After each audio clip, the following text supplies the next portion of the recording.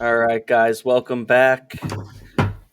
We're gonna we'll have Chase Dietz on here in maybe about 15, 20 minutes or so.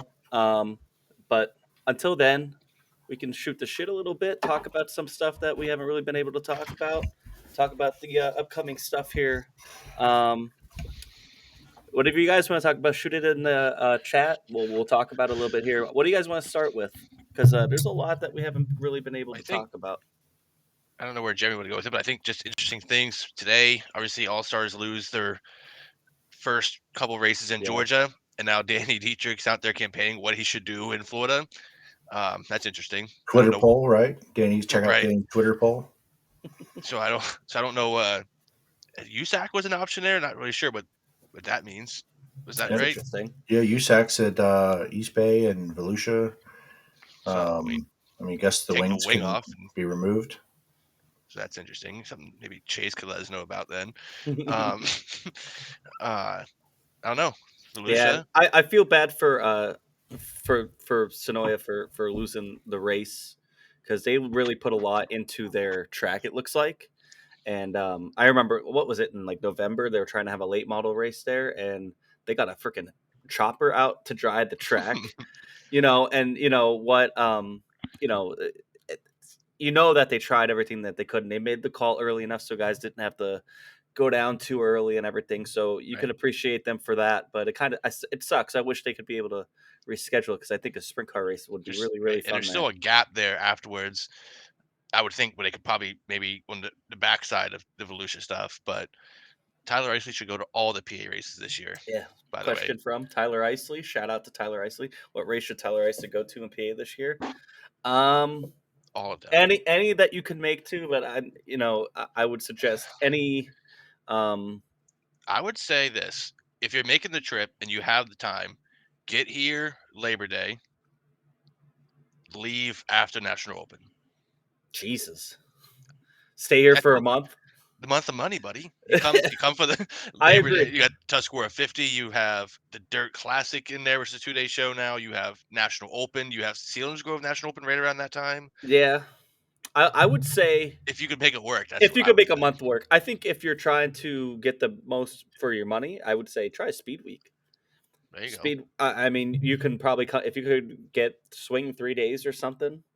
Come to Speed Week, an outlaw show at Williams Queens Grove, Grove. particularly the National Open. I would say number one But if you or like Tuscarora 50 weekend. Yeah, warm weather, the Weikert. yeah, It's something I know was a big race or bigger race, but the drivers the last few weeks have really been talking about that bullhead. That thing's gaining steam. Um, but yeah, if you had yeah. to pick Tusky and Addy, I mean they're the Yeah, crown jewels here. those are definitely the top two. Don't Dirt Classic too. I mean, they're turning They're that into a trying. 2 day show. Um, that's kind of one reason I was saying Speed Week because if you can make a couple days work, you could get yourself to Williams Grove, Port, and Lincoln in a couple days. Right. And even if And you had an extra day, I think depending on when that day was, you had Bass or Grove on either end of that weekend. Like if you did a so there's a lot of options, kind of all what you're in for, and they're all good. yeah, I agree. Um, Where but Jay yeah, Z good went. question. There's Jay Z. Oh, there's Jay Z. I live in a neighborhood that doesn't have deer, and there were 6 deer in my front yard just now. So Did you catch that's one?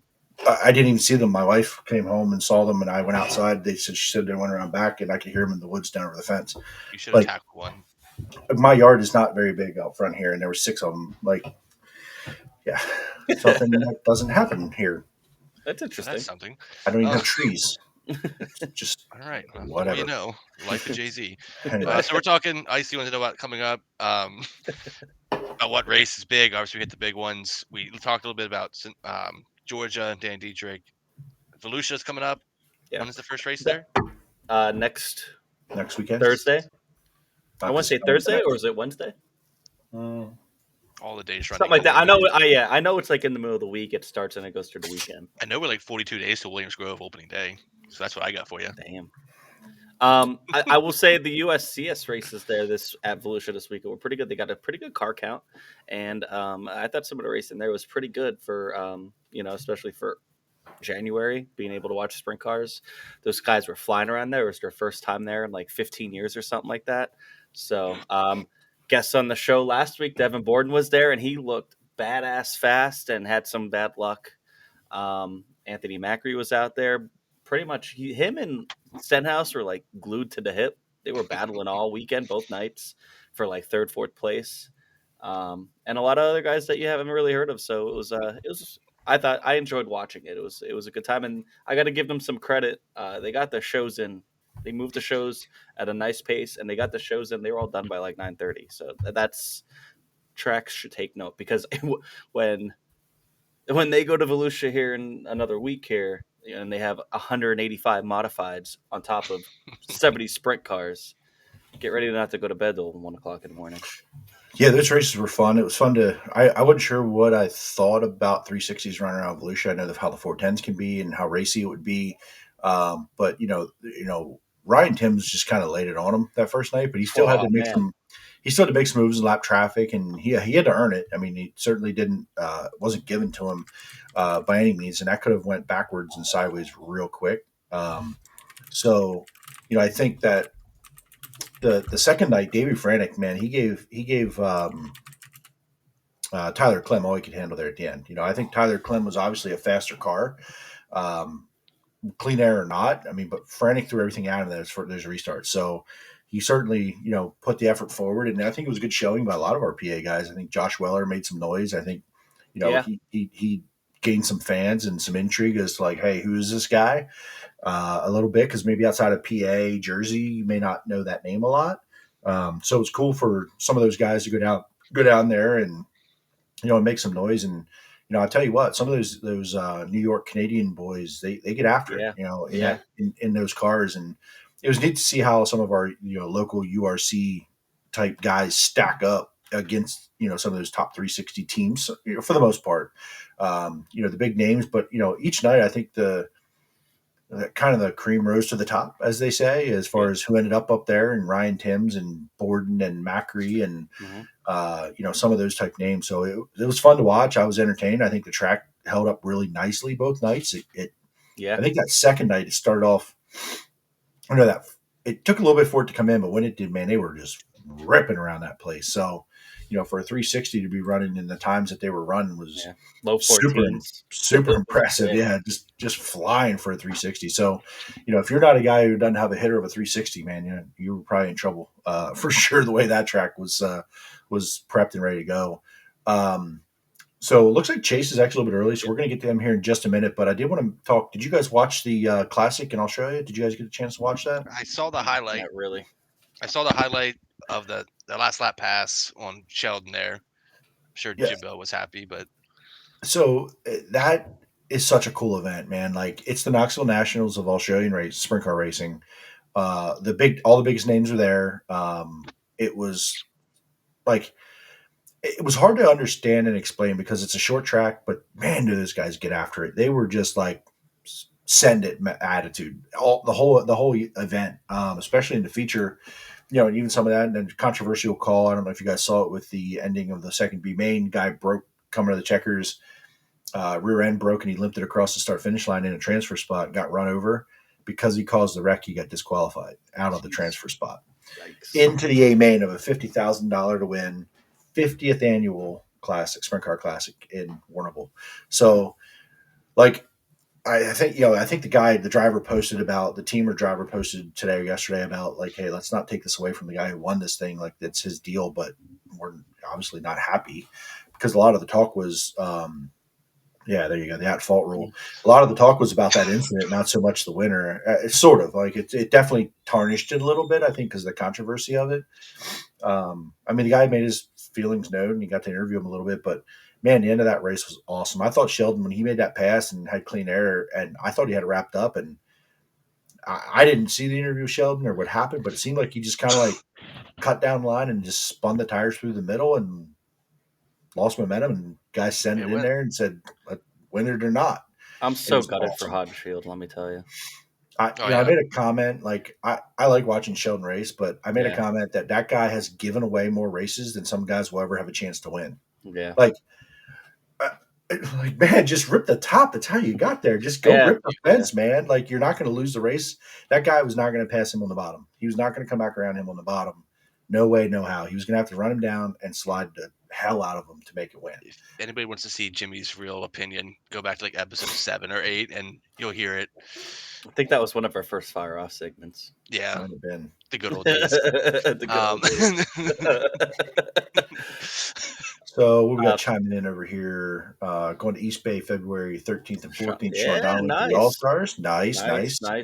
East Bay seems like a cool track, man. I know a lot of people talk a little down on it at times, but I think that's a pretty cool ass place. Like, I don't love what I've seen from there at times, but I certainly would rather be in Florida in February than here. So yes, that's a win in itself.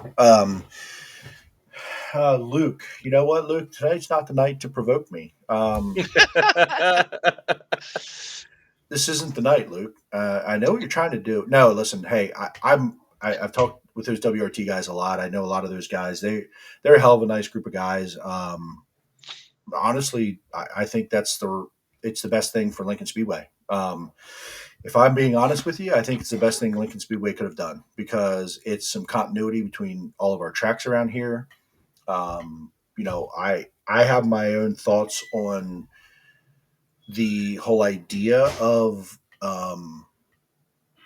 not the people, but the idea that WR Speedworks is a thing in Central PA. I understand it, but it's just so unique in Central PA, and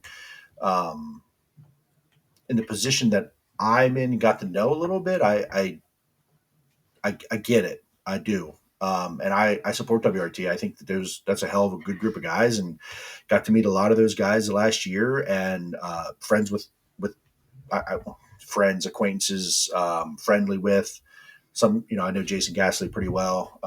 Got to meet a lot of the other guys on the roster there, and they've all been welcoming to me, and hopefully I'm respectful to them, and they are to me as far as a freelance guy who's just kind of learning, and hell of a talented group of people. So, Luke, to answer your question, I think it's the best thing Lincoln Speedway could have done in the position they were in. I think that the WRT guys know what to expect. The expectations are set, and they know what they're getting. And I think Lincoln Speedway will have what's the right word? I think Lincoln will end up with more consistency. Is probably the right word to say what you're going to get each week, knowing you're going to have people there, knowing who those people are, and expectations. So hopefully that answers your question, Luke. Yeah. Moving on.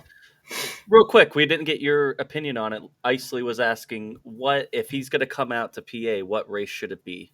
I kind of suggested Speed Week so he could try to get to a couple tracks. If you have the time, for sure. I think you're going to see, if you were able to come out for Speed Week, you're going to be able to see all of our major tracks, and you'll get to see some that some people don't ever go to. If you were able to say the budget was there, the time was there, and you could get yourself to the tracks, go see all of Speed Week. I've never done it as an adult or a kid. I've never done the whole Speed Week. I can't do all those weekdays. But over the years, like 4. Yeah. Over the years, I've picked away. I've been to every track that we run at, but over the years, it's just picking and choosing. But yeah, I mean, Speed Week between weekend 1 and weekend 2, and even if you round it around a Friday and a Monday, you're going to get to see a good portion of Central PA. So if you're going to see the variety, and you have the time and the money and the travel, do Speed Week. If you're coming up here for a weekend, and you want to do a weekend, Labor Day. Listen, there's plenty of places to stay, my guy. Yeah, I was gonna say you're covered there. You're covered on that. There's no issues there. But I mean, if you're coming for a weekend, it's hard to pass up like Natty Open. You always have to worry about weather a little bit. But I would say, the Tusky event, Labor Day. Even that Labor Day weekend. Labor Day weekend's pretty good because you could do what you have Williams Grove Friday. Mm-hmm. Now you could go one night Lincoln, one night you could go do Port Royal Labor Day Classic. Because Dirt Classic's that weekend now, right? Yep. So you would do Williams Grove Dirt weekend. Classic and then Labor Day Classic that Monday at Port. So I will say this to cap that off. No weekend is a bad weekend to come to PA and watch racing. You will not be disappointed. That's icebreaker. And if you That's a do, bad weekend. Don't come to that. that no, I don't hate Icebreaker. If they get We it don't in, because we live If they here. get it, yeah. If you're that's true. traveling here, don't come to I that like weekend. just getting out of the house, to be honest, because hell otherwise, yeah, It's just fine to for get us. one of those drivers that you're going to be able to see any of those weekends that you come on out is our next guest here. We're going to bring him on in. Chase Dietz. Chase, welcome to the show, man. Thank you for joining us.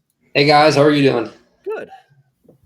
Awesome. Can you hear me all right? Yeah, we got you loud and clear. All right, good deal. Good deal. Okay, so I'm going to do the same as I do with everyone. If you've seen any of our stuff, if not, I don't care. That's fine. We love you too. Now, a little bit of background, man. Tell us a little bit about, I think that you're a guy in Central PA that if you were live in Central PA, you know Chase Dietz. But there may be someone out there that doesn't know the background. I know 358s, but I don't know much before 358s about you. So tell me a little bit about your family history, background, how you got here. So both sides of my family actually raced. My mom's side and my dad's. On my mom's side, my uncle is Corey Hawes, who's still currently racing the 410 division here in Central PA.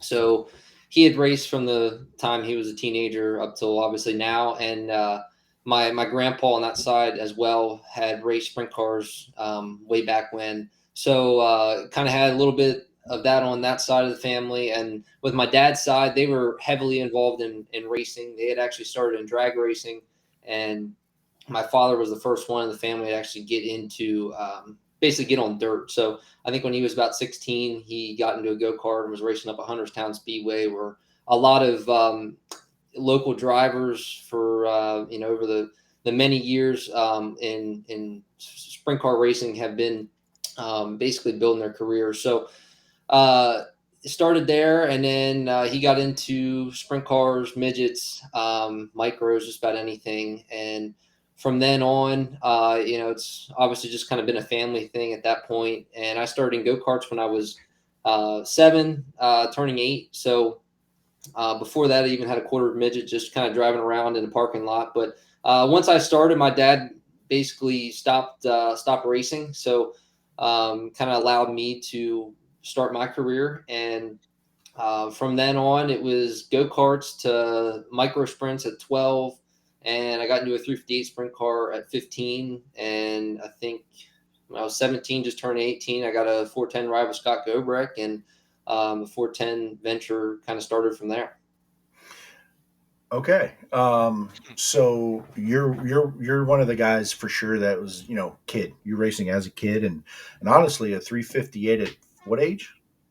I was 15, just turning So 16 about that time. if you look back today and you look back at that, were you ready? Yeah, I was ready. That question always had kind of come up at that time, but as far as just I think mentally there, I was ready, but you never really know, to be honest. I don't think you could have a 30-year-old jump in a sprint car. You don't know until you actually get in it, or at least have some experience in something else. It's hard to really say what it's going to be like. But even if you have that experience, it's still going to be different than what you were in. So for me, I think at that point I didn't really know. My parents didn't know. It was a matter of we were able to luckily put it together and get myself in that position. And the way things are nowadays, it seems to get younger and younger as racers kind of come up through, and that can be good and bad. But all in all, it's nice to have a young generation and see those guys progress up through their career. That first 350, was it a 2D? Yes, and that started from basically Steve Siegel. He had actually supplied a roller, which is the sprint car basically without the engine in it, and it was one of his old Maxims that he had, and he's been good family friends with my grandpa, my mom's side of the family, and we've grown to be fairly close, obviously, through the racing community and whatnot. But Steve was kind of the start for me, and then along with that, Roger McKeon, who Kevin Nouse was actually racing for at the time in the 358 division, and Roger now has a 410 car operating in the area. He had actually supplied one of his engines that he had at the time, a 358 engine, and basically that was kind of how it all started. At that point, we were managing the expenses and things like that, but we had 2 very successful years in our own deal, and I was very fortunate for obviously having those people behind me, but also to have some solid seasons and not be tearing things up left and right. Yeah, tearing things up tends to slow down progress of learning. I would imagine if you can't make laps, it's hard to learn, right? Yeah, absolutely. And I mean, it's from the time I was in go karts, people might have thought we had money behind us at times, but we didn't necessarily have that. It was my first year or so, we were showing up with the go kart in the back of the truck, and we go and run. I think my very first season we went through.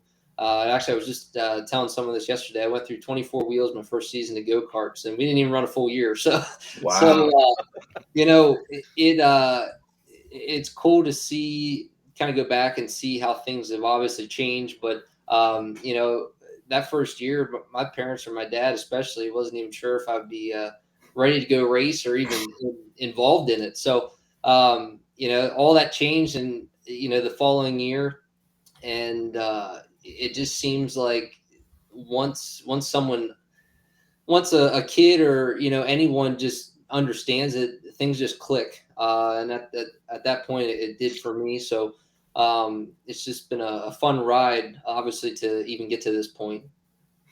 So, kind of followed your 410 journey a little bit, and I think you're kind of a guy who kind of burst onto the scene a little bit. I think. I mean, 358, you had 2 good successful seasons, but 410 racing takes time. I think that we've kind of seen that across the board, that it's very rare for someone to just jump into 410 and be like, "Hey, I'm going to go win races right away," and that takes time. But I think that you've been a guy that I've seen been pretty impressive as far as that learning curve and like getting faster and faster and faster. And you had a couple wins back to back at Williams Grove this past year, the year before, I want to say, right? Yeah, this past year. Yep. This past year, and there are a lot of runs at Lincoln. I watched you a lot of nights at Lincoln pass a lot of race cars. So, I think in a 410 division, when you can pass race cars, you can win races. And I think that's one thing that young guys struggle to learn is maybe make a fast lap on their own or be able to be fast out front.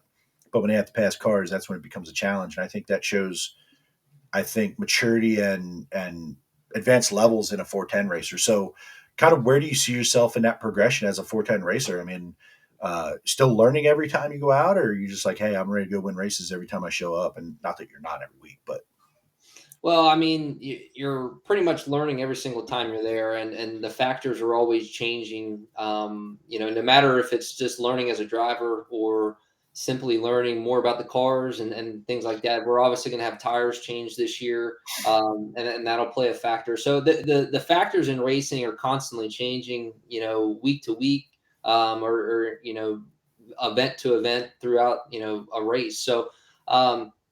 For me, I've been in a 410 since 2015, and it sounds like a long time of obviously being involved and racing around here, and it has been. But a lot of them years I was only running, maybe 20 races, and at one point, actually 2 occasions, I had ended up putting my own car together just because I didn't have a ride at the time, and it wasn't anything fancy. We just threw something together. I had an old 12 head of my grandpa's that we threw in. We ended up winning a race, and my goal at that point was over, I'd say, the last 5-6 years has just been experience and trying to get as much experience as possible. And that's kind of where I've come to kind of change my outlook this year. But up to that point, it's been a grind for sure. And for me, when we went to I left Gobrecht's deal and we ran for Troy Godfrey a little bit. Eventually, we got our own car, and at that point, all I was worried about was trying to keep myself out there, keep myself at the track, keep my face out there, and do as well as possible to basically lead myself into the next ride if I could. And that's kind of what it was all about. But that worked out for me on 2 occasions, and I've had a number of wins here over the last couple of years, but my expectations are always way much, or a lot more higher than most people. So where we might have 3 wins, last year and even in 21, I wanted a lot more, and I think we definitely could have had them. So for me, I really got the shit to seeing these guys beat my ass all the time. So it's about time to get out there and win a lot more. So that's where I'm at, and for me, going into this season, putting my own team together, I'm definitely not going to be running full time like I had basically the last 2 years. But my goal is to have everything in place, the right people, the right equipment, and just have the whole equation together, and go out and perform at the top level as much as we possibly can. And I personally think we can. It's just a matter of putting the pieces together and staying patient through that process, which I've had to stay patient for the last 7 years to get here. So it's just part of it. But definitely ready, and definitely looking forward to getting started here in 2023. You talked about I don't want to look too far backwards here. Okay, so kind of looking forward. Um, I completely lost my train of thought with the question. Sorry about that. Um, so kind of talked about building to it and wanting to win every time you go to the racetrack. With the change this year, when you do get to the racetrack, you said kind of strategic, right, and building it and having the best you can, the good piece is it unrealistic to think the day you roll into the racetrack for the first time you want to go win the race? Is that unrealistic to think? I mean, you may think that as a racer because you never show up to say I'm going to finish 10th, but with a brand new car, brand new everything, having it ready to go, is it one of them deals where it's just butterflies excitement, or it's like, hey, I'm here to win a race no matter what? I'll be honest, that's kind of up to the person. I think that comes down to the mentality aspect. And for me, I'd say I'm ready to go, ready to win as soon as I get there. Which I think if you're not, then really shouldn't be there at that point. But for me, hell, all I've been doing is daydreaming about getting to the first race and going out and basically trying to put in victory lane. So that's what runs through my mind. And you know if you don't have that outlook and that mentality, another guy's going to. So it's just you kind of, for as long as I've been doing it, that excitement will be there. I think the first couple races, but it definitely won't be as much as my first year. It's just a matter of kind of getting in the swing of things, and once you get through hot laps, then it's game on. But it's more so once you're starting that first heat race with only 8 cars tight against you, once you get started, then those nerves get to go away. But it can definitely be a little nerve wracking. Obviously, a lot of horsepower, a lot of speed, and depending on the track, it could be wheels up and hang on for a little bit, depending on those first couple of shows. So always makes for that excitement, but you just got to be ready for it. So one of the questions from the fan here, will you be racing Icebreaker? And Taylor actually responded with no, mid-April. So can confirm that. And secondly, if it is mid-April, will you go to the racetrack and watch before you get to the racetrack? I'm planning on, obviously, my biggest thing is more so getting the engine. We got a new motor coming from Don Ott, and it's going to kind of come down to when that arrives. So, I think we might get it, beginning mid-March at this point. But for what the schedule's looking like, if I could get out, maybe I doubt the icebreaker, but maybe that second week or right before the Outlaws, I'd be okay with that. But I have no intentions of running the Outlaw shows with no time on the track at that point. It's not really worth it. So if we can get in before that, we'll definitely do that. And really, after the Outlaw shows, we'll be game on, ready to go. Um, I mean, fan questions are pretty good, honestly. Yeah. Oh, yeah. I can't hate on these fan questions. Go Yeah, ahead, so Jimmy. let's just go right back here. This isn't really a question, but this is from Kelly Donnelly. Hi, Chase. I admire your determination and discipline in putting your race team together.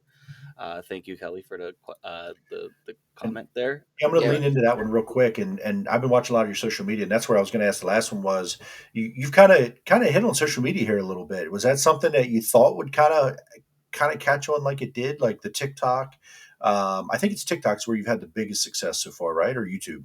Honestly, just about everything I kind of has been pretty equal. And honestly, that's a big subject. I think, especially in the sprint car industry, and you see people like David Gravel. He's done a hell of a job building a fan base, and obviously he's had a very big fan base to begin with there. And Swindell Speed Lab, I'd say, was one of the first in the sprint car aspect to really blow that up. And, they built an awesome brand behind that and given the fans a whole different experience, which is the point.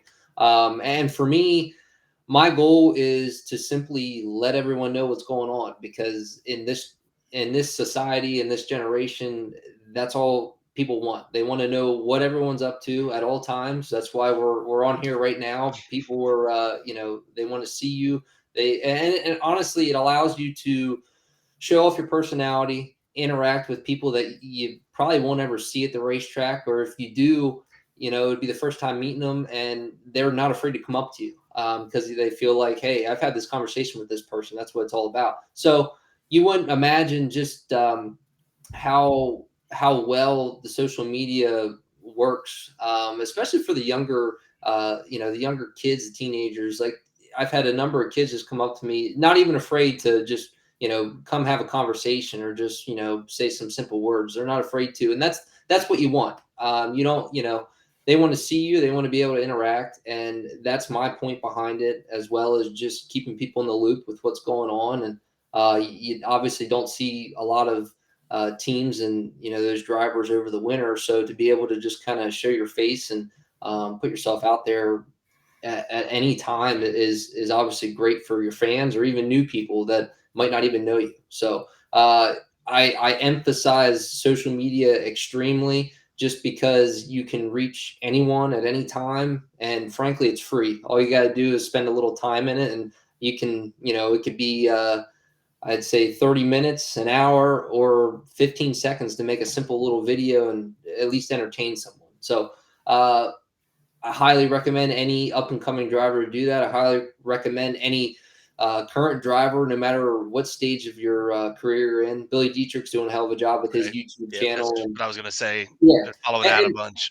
well, just the entertainment, like for Billy, they just show how much fun they have. For me, they're going to see a whole different aspect. Like, look, I'll talk to anyone, and anyone that comes up to me, I'll talk to them as long as I can. But when it comes race time, it's game on, and my expectations are different than others. So it's just it's a way of showing off your personality and who you are. And like I said, everyone's different, so it's perfect for anyone to do. And I love that you kind of said that, and you talked about the grind in the 7 years. The grind is paying off right now because if you didn't have the grind and you didn't build a fan base, and I attended Lincoln Speedway a lot last year, and if I saw for every Dietrich, for every Macri shirt I saw two Chase t-shirts. So you have a hell of a fan base in this area. So to watch it be kind of public what happened last year, what you are doing moving forward, and now you're putting yourself out there with the fan base you already have, and you are, like you just said, you're kind of just out there. You're comfortable. Well, could be uncomfortable, but you're comfortable enough with it to just show it. And yours is very fact based. Hey, here's what this is. Here's what I'm doing. Again, very different styles between Billy and yourself, but it's very, very effective. And that is obviously we're here talking to social media and we're fans. I'm a fan. These guys are fans.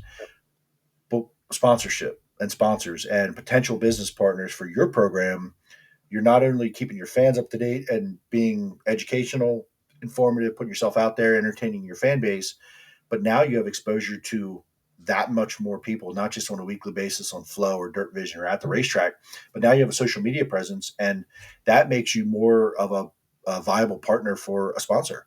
So kudos to you. I think what you're doing is genius, even though it's so simple, right? It's everybody be like, oh, I need to do more social media.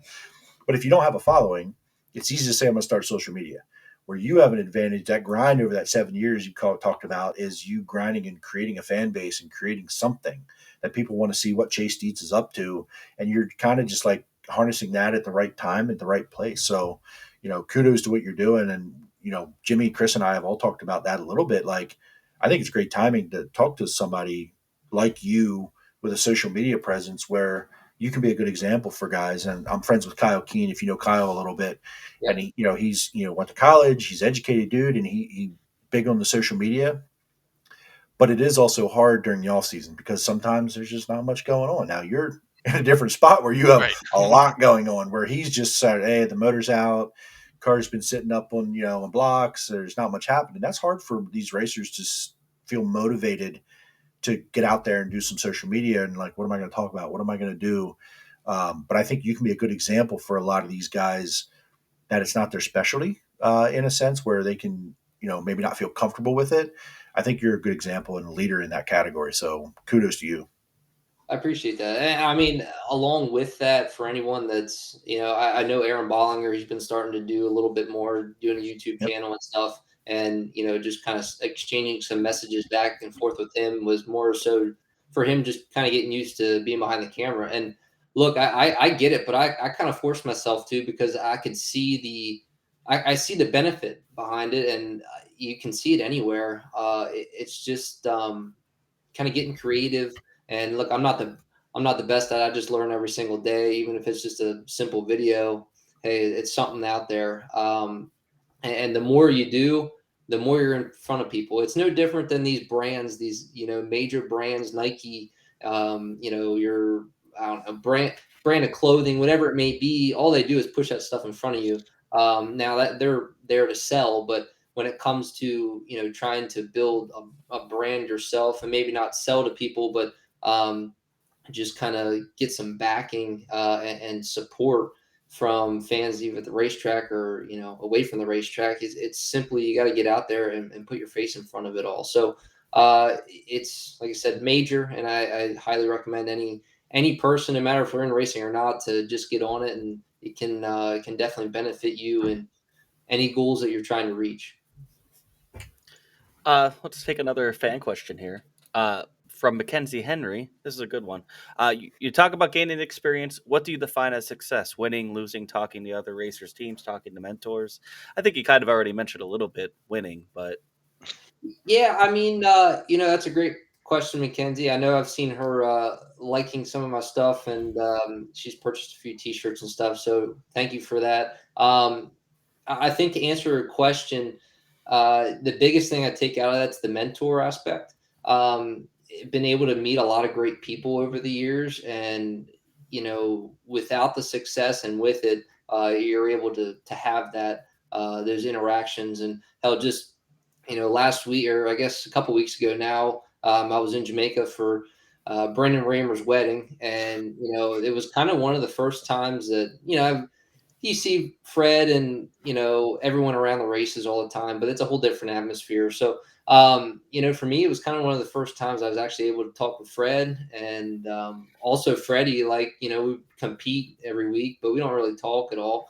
I'm more closer with Brandon than anything, but it's just it was cool to be able to talk with them guys, actually have a conversation with them, especially away from the racetrack because it's a different deal then. But just also some of the awesome people that I've met in the last year that have been able to help me out. Just had a couple people at the shop here over the weekend that were just wanted to have was able to meet up, and I'm able to throw some questions off of, and they give me some very good feedback. And when it comes to the racing, it's a tight community, but it's awesome to see the guys that have been in it for so long and have had major success, just be able to talk to you. It might not be a guy that has all that much experience or success, so they just don't care. It's just the family that we have, I'd say in racing is just we don't care who you are. It's just you're a part of it, and we're happy to be able to talk to you. It's just no different than this podcast. Yeah, it's something that we really try to. We like getting everybody's story out there. You know what I mean? There's a lot of Yeah, stories that people don't know. In the area, and this is a good way to do it. absolutely. This is a popular question in the chat and something we were going to get to, but let's go with Joe Berger on here. How's the car coming along? What race are you most excited for to see us? Can't wait to see you on the track.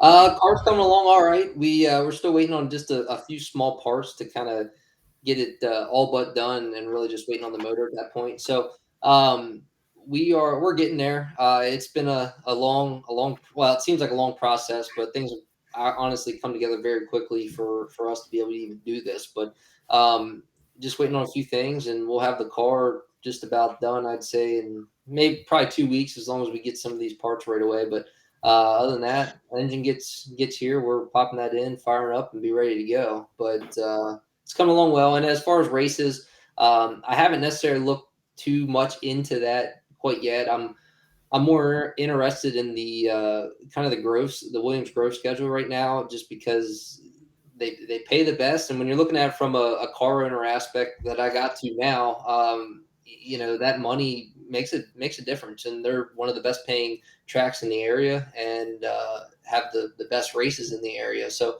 other than that, I definitely plan on being at Lincoln. I consider that kind of my home track, but I'd like to see them get some more money and better races in there, and kind of let us know, because it's kind of unknown really at this point. So we'll see about that, but definitely Lincoln and Grove will kind of be the mix, and if it's going to be kind of dependent on how things go as well. But I definitely wouldn't put out any of the other events in the area that we might not, but we might be able to get to and might decide to do. So we're kind of open about anything at this point. I thought I saw that you teased something maybe about possibly taking the wing off. Yeah, we actually not with the 410 deal, but I will be racing some Silver Crown dirt shows this year. We're not going to run every single one, but we will. I think we might just miss two of them at this. What we're planning on, and that's going to be a whole separate team.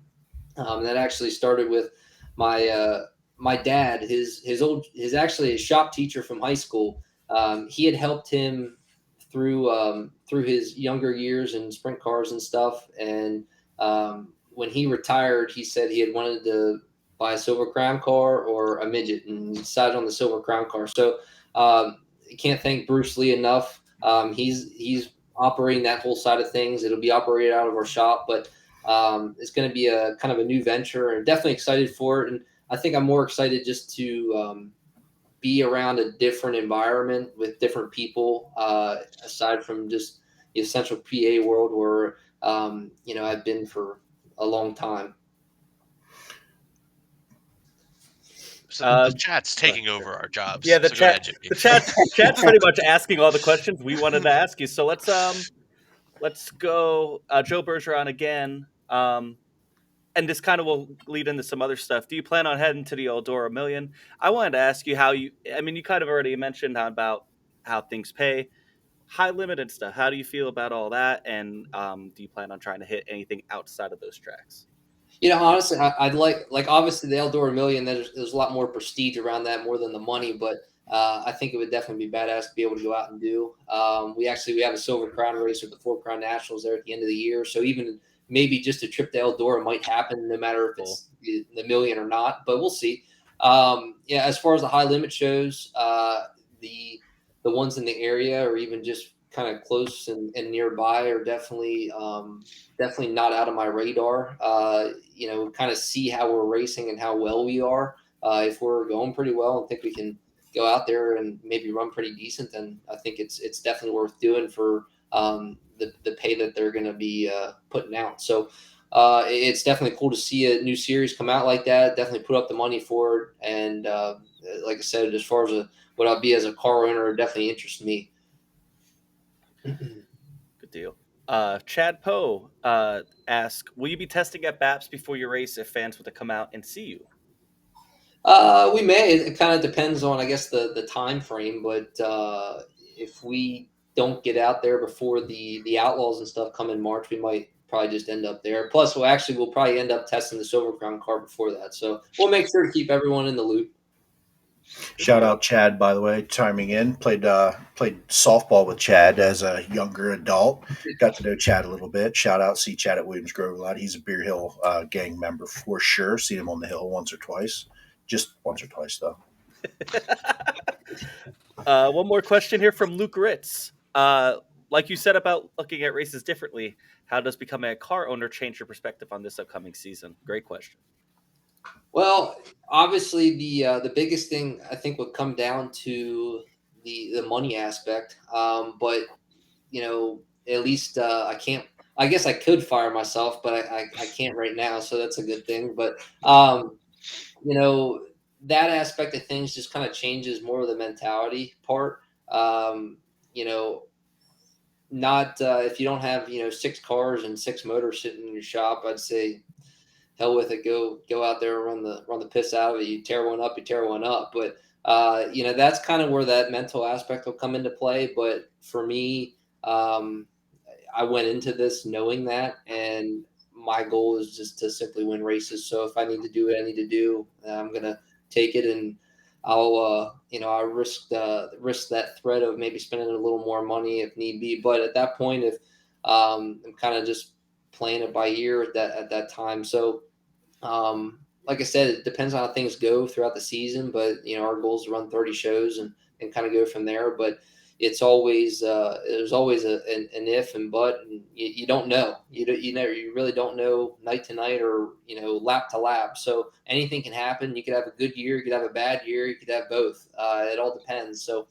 at that point, you just go and run and do whatever you can. Chris, what do you got for us, buddy? You kind of touched on it. I was going to piggyback off that with how your driving style might change now that you're kind of footing the bill for anything that may or may not happen there. And you talk about the race selection and things like that. So how would it change, or is it I'm here to win and you have a job to do and you'll worry about the other stuff come Monday?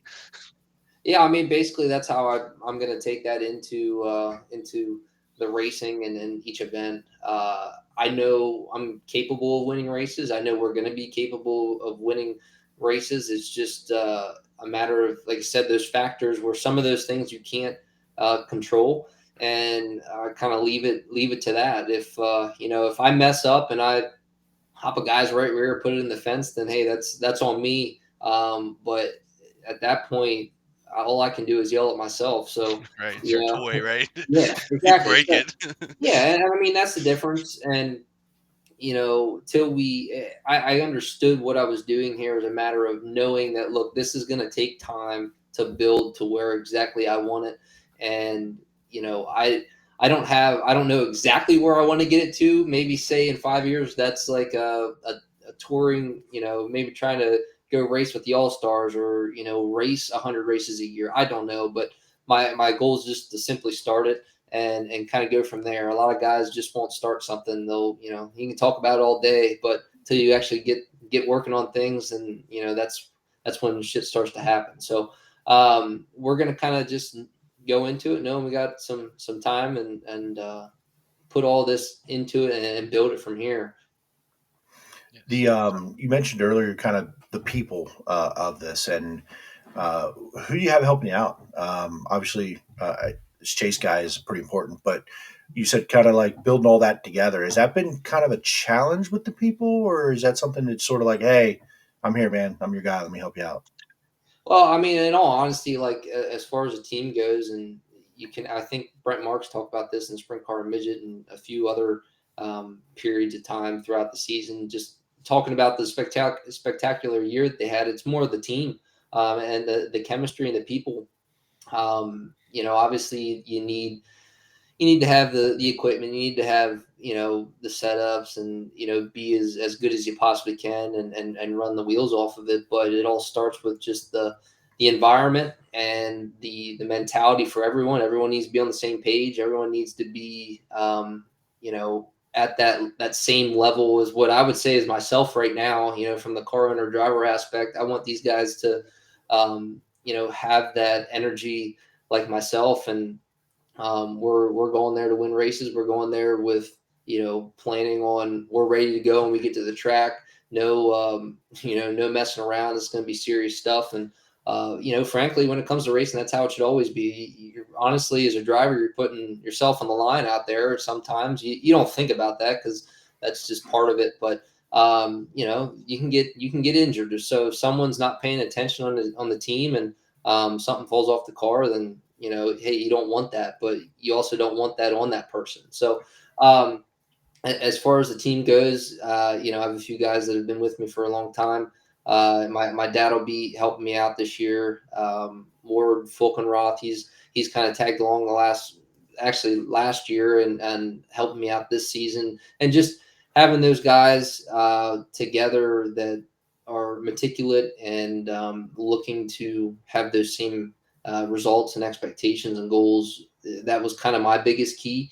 And, if things change at that point, look, you got to take it as a business. If those people aren't, up to that level, or something changes in between, then hey, you gotta do something. Maybe you have to bring someone else in. It's just that's part of it. But you don't want to, but things can change for people, and maybe they're not able to go as often, or they don't have that mentality anymore. It kind of all plays into it. But you all got to be on the same page and all ready to go all week long, and even at the racetrack.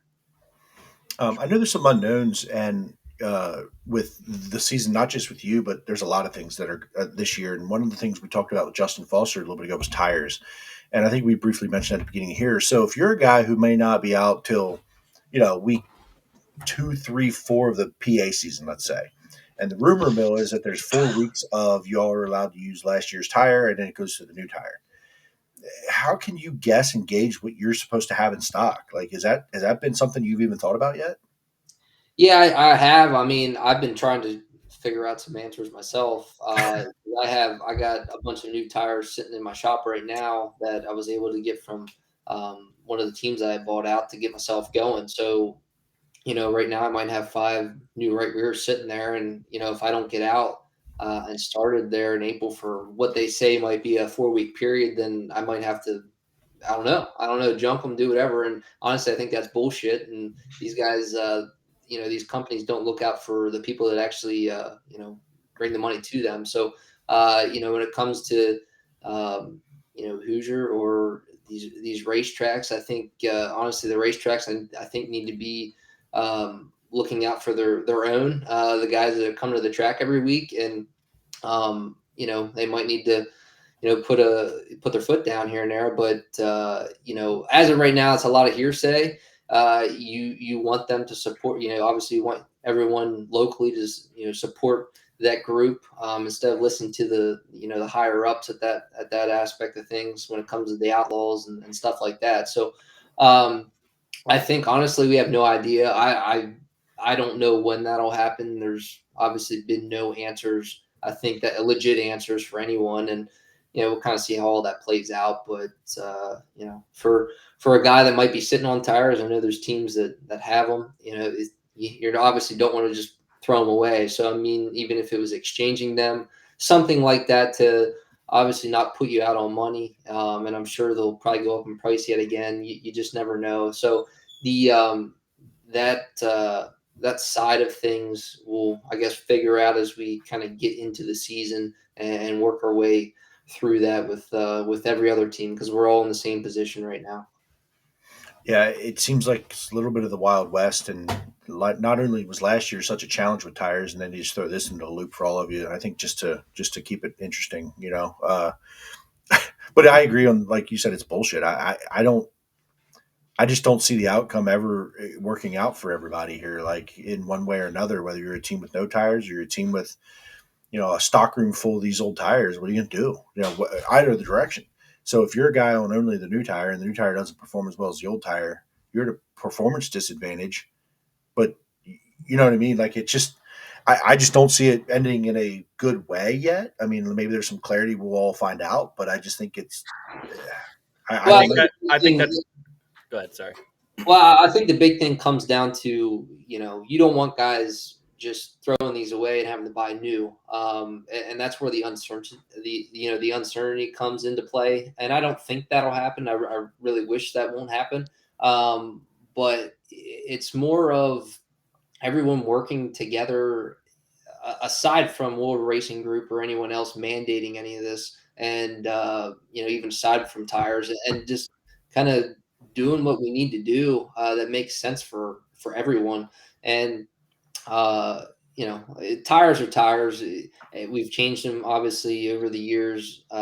Many times, or guys have been able to run years ago with different tires all at once. It is what it is. There, it's just more of the economic aspect where everyone needs to kind of look more into. So, it is what it is. We're kind of, I think, sadly at the wrath of factors that we have nothing that we can do about. So, it's just kind of part of racing, but hopefully one of these days we'll all get a little smarter and do something about it. I was just gonna say, I think what they should be giving you is a little more clarity in what the plan is, and maybe like an adequate transition period. That's asking too much of me. Well, and that's that seems like a no-brainer to me, but that's just me. Yeah, and I think that's the biggest part, even aside from just tires and even like the racetracks in general. It'd be nice to know what's going on week to week sometimes. Like, we go to our local tracks sometimes and we don't even know what the hell's going on. Sometimes guys don't even know that there's time trials because they decide they're going to do time trials, midway through the week. And hey, look, this is what we're doing. Well, them guys might have planned on not being there if that was the case. So put it on your schedule. You know what I mean? Tell me what's going on. And it's not that hard to do when all you got to do is post it somewhere on social media, like you said. Thousands of people can see that. But it blows your mind sometimes, the sense that's kind of put into some of this. But like I said, we some of that we don't have any control over. So talked a lot of business. Let's have a little fun. Question I've had for everybody here last few weeks, and this is going to be my question. I think this is what I'm going to do every week with every driver. Stop stealing mine. You pick two drivers. One driver that you love racing around, you have a blast with, no matter what, and for the most part, right? And then one driver who you just struggle with, whether it's getting passing them, they're a pain in the ass to race around. It's difficult. One of each. And when I say the negative one, right, it has a negative connotation. Doesn't mean you dislike the person. It's just the race car driver, like the Ryan Newman, right? Hard to pass. Can't get around this guy. Or you could hate him. It's up to you. Pest. I mean, you can hate him, but I don't need the world to know that you hate him. That's up to you. Yeah, I mean, obviously, I've raced with a lot of guys over the years, and some that might not even be in it anymore. But I don't know, just from like a local level, even racing Lincoln every week. I would kind of go back to just Lincoln because that's primarily where I'd be. But Tyler Ross, being able to race with him, we always normally race each other pretty hard, but we're pretty clean, and we're good friends even outside of racing. We've both been in the 75 car, kind of back and forth, and we give each other shit about that here and there.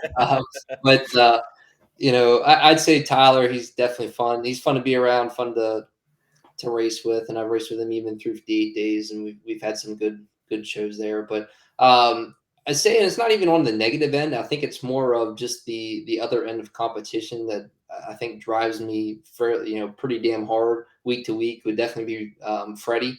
Him and I feel like we kind of honestly we race ourselves. We race pretty clean, and we race damn hard. And I feel like week to week we're like on a normal night at Lincoln. It's like we got to fight. The first one to fight to the front, is pulling, have a very good chance pulling off a win. And I feel like we're in that boat. But, I think he pushes me pretty damn hard. And, I like that. That's what you need is competition. And, another guy like Danny, you get the shit to him going past you here and there. Obviously, anyone like that, those guys drive you. And that's what makes the area, I think, so competitive, because everyone just pushes one another, as hard as possible. And, you look at the guys like Marks, you can go out and away from Pennsylvania and go win these races against the best in the country. I'd say he is one of the best in the country and in the sprint car world in general. So, it's just you want those guys. You want to be able to race with those guys week to week. Sometimes you might not be able to, but when you have that chance, freaking take it. So no, I think any driver is just always a matter of racing as hard as possible at that point. And those guys that do and race you hard at all times instead of just when they see you, that makes a big difference. I agree, and you mentioned something there at the beginning in that first fast car to the lead, and that's been a Lincoln like staple with handicapping, and the way Central PA does the handicapping, and the winner starts no better than 12th, and or the average points or average money earned. The first fast car to the lead is the winner a lot of times, right? So that's that race to the front between yourself, Freddie, Danny, whoever else is coming through the field that week. That's like that weekly fast car. Williams Grove is a little bit that way, but you can get that Williams Grove race where, that fast car gets out front and it doesn't matter who's behind them, they might win that race. Where Lincoln, I feel like sometimes it's like that first fast guy to the lead, it's over. And you just got to beat them there, right? So Freddie's starting 8th and you're starting 11th that week. It's like, I not only have to pass all those cars, I got to pass him too before he gets the lead. So that's one of the things I've always loved about Lincoln. And, when I grew up as an early, young adult, I watched Fred do that for years, and it was between him, Dan Dietrich and Chris Esch and, some of those guys and Jim Siegel. And it was like the first fast car of the lead, and whoever that was that night. And it's still that way. And that's one of the things I love about Lincoln and the close racing that's there. Yeah. Yeah. Well, that's why I like Lincoln the most, is more so just from the racing aspect. You go to the Grove, you might have a guy or two move up through here and there, but it's tough. And you got all these big tracks that you race on, sometimes it's pretty difficult to get moving on them. But, Lincoln dry and slick to, tacky and wet, you normally can work yourself up through there. It's just, I always enjoyed it, always had a lot of fun there and still do. So it's just that part of it where, I don't get tired of passing race cars. That's what, like I said, drives you. It's it's a chase to the front at that point, and whatever it takes is what you got to do. If Williams Grove, you had some wins there. Love hate with that place. Just love going there. What's your thoughts on Williams Grove in general? Honestly, I like Williams Grove. I wasn't able to race a lot there, even the 358 days, and even through my 410 career up till probably the last 2 years. But at the time, I ran a 358 season there with Troy Godfrey. We won, I think, 4 or 5 races there, and I had a lot of fun. It's just a very unique racetrack and very technical. But you learn how to race it just like any other place. You can get going pretty well. And I fought for a number of years, just being angry and agitated about the fact that I couldn't pull off one in the 410 at the Grove. And we pulled off one, let alone 2, and we got, I feel like we were pretty good there on a normal night. But it's just like I said, you can't put yourself behind the 8 ball. But when it comes to handicap shows, it's a different ball game at that point. So I enjoy it. I'm looking forward to honestly getting back this year and kind of dialing in the time trial side of things, and that's where it kind of all comes down to anymore. But I'm ready to get back. I'm ready to get back pretty much anywhere. It doesn't really matter. But I'm definitely looking forward to it. I'd say the Grove's still on my good side right now. And I assume based on that kind of those comments, you're a time trial guy for sure. You'd rather kind of earn it from the start, or it depends on how good you are. Obviously, I haven't timed very well pretty much most of my career, but you got to get good at it. You got to be good, and that requires everything. It's a whole different aspect of the racing. Guys just specifically have time trial, setups and little things they do just to time trial and get speed and put down a good time. After that, it's easy. You start up front in your heat, put it in the dash, and at that point you're living off the draw. But you watch all these races, you got to be up front, and if you're not, then you're very far behind, because now now when you look at it from a handicap aspect, you might start 10th, but you're passing, the track champions or the guys that have won 10 races that year. It's a whole different story then. But obviously, you'd love to come from 10th, but the chances, it's obviously not possible, but it's definitely a lot harder to do. So you got to get yourself in position, and that is one of my main goals this season. And we will continue to work on that, very hard throughout the season to get ourselves there. I saw one of the things you posted here in the off season was sort of the picture of the 2D as your a profile picture, maybe, or just a picture of it. Is that kind of the direction of the car schematically as far as wrap Yeah, colors? as far as a little bit of the colors go, yeah. But definitely going back to the 2D, was kind of feel like I needed to go back to where I started, and that was probably the best way to almost rebrand myself at that point. And it just I've wanted to do this for a long time. I just never had the opportunity. I felt like I maybe could have at times, but to do it right and do it how I wanted to do it, I didn't have that chance till now. So I've had a lot of help, a lot of backing, and I'm really appreciative of everyone that's involved with it, and uh, even the fans. Just people willing to maybe help out here and there, and let alone just kind of enjoy the process of watching how things are going. I love that, and I'm able to have the ability to even show that. I enjoy it, and hopefully people enjoy seeing everything kind of progress as the year goes on, and even after that. It seems like they are. I mean, if this is an Yeah. indication of the off season and the nuts and bolts, literally, of what you got going on. I saw the Ti bolt kit the other day. Saw that on socials. Nuts and bolts kit. So if they're enjoying that now, I can't even imagine when you get to the track. And but Chris is going to have his question here in just a second. But I saw Luke chime in a few more. Oh, there he is. Look at Luke. Luke's. I met Luke last year, by the way. Love that guy. Got to talk with him a few times at Lincoln on one of the special nights that you guys had. I forget which night that was. You got. It Can you might have remember been that? it might have been the Rack Daddies night up at Lincoln or It something. was, yeah. So I got to spend a lot of time with Luke, and um, he's gonna be around the program this year, helping you out some. Yeah, hell, he's already been helping me put out some of these social media posts and things like that. So he's the guy behind He's the the guy in photos. charge of the teasers. Yeah, yeah, yeah.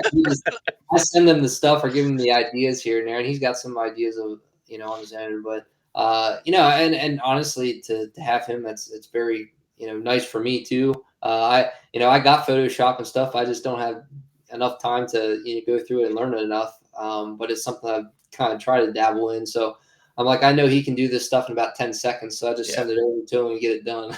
yeah. He's a talented guy, man. I like picked his brain a little bit last year, and he has a good eye for the photo and the videography and all that stuff. He's definitely an asset to you and your program. He's a good dude for sure. Absolutely. Chris, So, what you got? so I got a two-parter. So one, you talked about the 2D, kind of going back to where you came from. Obviously, you've won races. So two now. What has been your most memorable win that you've had in any car? Um, I'll be honest, it was probably my Williams Grove win this year, just that first one. That's something like that was eating at me week to week, and we just honestly sucked all the way up through the year to that point, and um, finally clicked halfway through, got our shit in gear, and was able to pull one off. And obviously, I honestly didn't even drive the best race. I got a little too conservative at the end, and obviously I had Freddie breathing down my neck. Obviously, come back to him again, but that was cool. And then let alone doing it the second time, it was almost a relief. Like I didn't even really think about it too much, but to just kind of pull off the first one and then go on and do it again at a place where I could say I felt like I just struggled and struggled and struggled, and can never figure out why half the time, because I felt like I could definitely do it there. So I'm definitely going to say Williams Grove. That was probably the coolest win of my career so far. And, hopefully, I don't know if I'm going to be able to top that just because of that feeling of just accomplishing it. And, hopefully I'm able to maybe do that with some of these bigger races down the road for me. But that's always going to kind of hold a special place for me. Sure, and you kind of led right into it. So looking now ahead to a race that you would really want to win, what race would that be? Any race, anywhere. Um, I don't look. I know kind of the position I'm in, so I don't know that I'll ever get to, like the Knoxville Nationals and the Kings Royal within the next year. But one of my biggest goals going into this season is being, trying to win the Dirt Classic at Lincoln because that's, winning the bigger shows at Lincoln. That's where I feel like I thrive more than other places, and that's just more from experience. But I want to win them big shows. I want to be there, competing for them. And if I can do that, then that'll be pretty damn cool for myself. But until we are able to actually get out to maybe a Kings Royal or National, something like that, those are going to kind of be where I kind of set my standard right now. Hell Sure. yeah. We'll get you out of here, dude. Thanks for taking so much time. I know Yeah. it's late. Yeah, We'll get you absolutely. here. Tell us a little, thanks some sponsors, man. Some shout outs, some people that have helped you out so far. What you still need for the year. What's going to help you get up and down the road here? Well, I got to start out by thanking Stevie Carr and Sean Fulkenroth at Carmel Industrial Services for just the significant help to, basically they've been behind me for a number of years, Stevie especially, but they've helped me a ton to get myself up and going. And as far as my other sponsors, L&M Tire and Wheel, they're on for this year, which I announced on our racing page. I'm happy to have Jake along for the ride again. Was able to work with him last year, and very excited to continue that relationship going into this year. Glenville Station Pub and Grub, they're back on. Picked up a few new ones. We got the auto barn and used parts LLC. David Newell can't thank him enough for being willing to hop back or hop on with our team. And from there we got Rack Daddies, hunting and fishing, Cheryl Warball. I think hell, I haven't seen the car yet. We don't even have the damn thing wrapped. So I'm trying to, but JWT Transport, my family, everyone that's kind of been behind me, Penske Shocks. Trying to think of some others here. Really blanking right now. Maybe it's a little too late for me, but everyone has kind of been a major help in kind of getting us started, getting into this season. Can't thank them enough for everything. My wife for dealing with this for me. The going into this year and the number of years we've been together. Can't thank her enough. But yeah, and as far as what was the rest of your question there? I can't remember now. That was it. Sponsors, man. Just kind of the What sort of the thank yous Jimmy and what else you might Jimmy need had for a the couple season. You things. still have some space on the car, I assume. You always could use more Yeah, I help. mean, hey, sponsors are obviously great in any aspect, and we got a few spots we can definitely put people. So everything helps to get us to the next race, maybe a tire, one night at the track, whatever it may be. My biggest thing comes down to the merchandise and t-shirts. Honestly, anyone just buying a t-shirt helps us out tremendously. So we'll have those coming out here in a couple weeks. So keep an eye on our pages, and we will definitely keep you in the loop with all that. There was a question from Kyle Markley about if you're going to have the car at Racing Extravaganza this weekend. Obviously, if you don't have it wrapped, but you will be at Racing I Extravaganza. will Is be that there. correct? I won't have the car there, but I will be there at the round table. I'm pretty sure it's on Saturday. I think 5:00. So yeah, I'll be there, and I'm sure I'll be walking around seeing everyone. So feel free to come up and say hello. Great. Well, Chase, thank you so much for hanging out with us. Very interesting talking to you. We'll also be there at Racing Extravaganza, so we'll make sure we come over and say hi to you. And everybody here that was in the chat, thank you guys. And I'm sure they'll be coming up and saying hi to you too. So have a good luck on this season. Thank you guys. Appreciate it. I'll see you here probably this weekend. Yeah, Great. thank you, Chase. Thanks, Chase. Great interview. Just really, trying to see into his mind there on his mindset coming into the season with a brand new deal here. You know what I mean? So, It was interesting kind of seeing his mindset, um, to how he's approaching the season versus say like Jordan Givers a few weeks ago, where they're not necessarily they want to win, but that's not their goal, if you will. Like they want to, you know, hit the races where they can make money. And he mhm. touched on it a little bit. So it was really interesting seeing the mindset change and the difference between, you know, owner drivers and how that goes about. So that was really intriguing for me. Yeah, I agree. Jeremy? A couple things. I No, think it was there it really is. cool and kind of refreshing to see. Even as an owner, like I've been a Brent Marks fan for a while, as everybody knows, and he kind of lived that life of like owner, driver, take care of my stuff, think of the business. And a lot of these guys that have, maybe not an inventory stock full of parts and, it's not their dime. There's thought there. Like, do I do this? Do I make this move? Do I do it? And it was kind of refreshing to hear him say, I'll fix it. I'll get more. I may not be there every week, but I'll figure it out. I'll do it. Like, send it. Right. So I love that mentality. I mean, it's not my money, so I guess it's easy to say that from my perspective, but to go out there and think of the money or the investment and run fifth because you don't want to take the chance. I love the attitude. I think you can go Yeah. win a lot of races. I mean, the A lot of opportunities will be confidence there. there.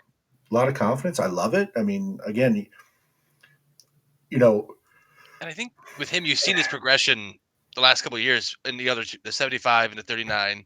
You've Mhm, seen him be more consistent as the guy at the front with Freddie or Williams mhm. Grove winning. Like he's not like running mid pack. Like he's a contender week in, week out. So he knows what he's doing. He has the talent and he has Absolutely. the mental um, mindset to go win races. And I think that's a big part of this when you go leap into the deep end like Chase is doing. for sure. That was awesome. He just looks like he's like a guy that's doing all the things right, building his team and also his social media following and his fan engagement and just, it just seems like he's doing all the right things. And I'm hoping for some success for him here this year Yeah, and I mean, beyond. he definitely looks like he's been taking notes, the last 7 years in that grind. And if I did it, this is how I would do it. And he has the opportunity to have that impact and have that, immediate and long term impact over his own future and other people that help him out and his race team. So, uh, you know, best of luck. The more cars we have around, the better it is. And, the social media presence and you can only hope success follows him, finds him, and helps him grow because he can be a steward and a leader in what he's doing right now for other younger drivers out there. Mhm. And there's a few that do good social media, and there's a few that probably know they Right. should and don't. But side note, completely unrelated to real racing, give a shout out. Tyler Shell from Elbows Up Sim Sport is a World of Outlaw iRacing champion. He's a good buddy of ours here, friend of the Posse, podcast. posse, posse. Local Pennsylvania kid, Wait, did you just say Shell won the title? Yeah. Tyler Are you Shell Let's sleeping? go, won buddy. the Nice. iRacing World of Outlaws Shout out. championship. So Awesome. Chuck guy doesn't want to leave yet because there's a surprise for you, Chuck guy. what? Backstage, Jimmy. Surprise?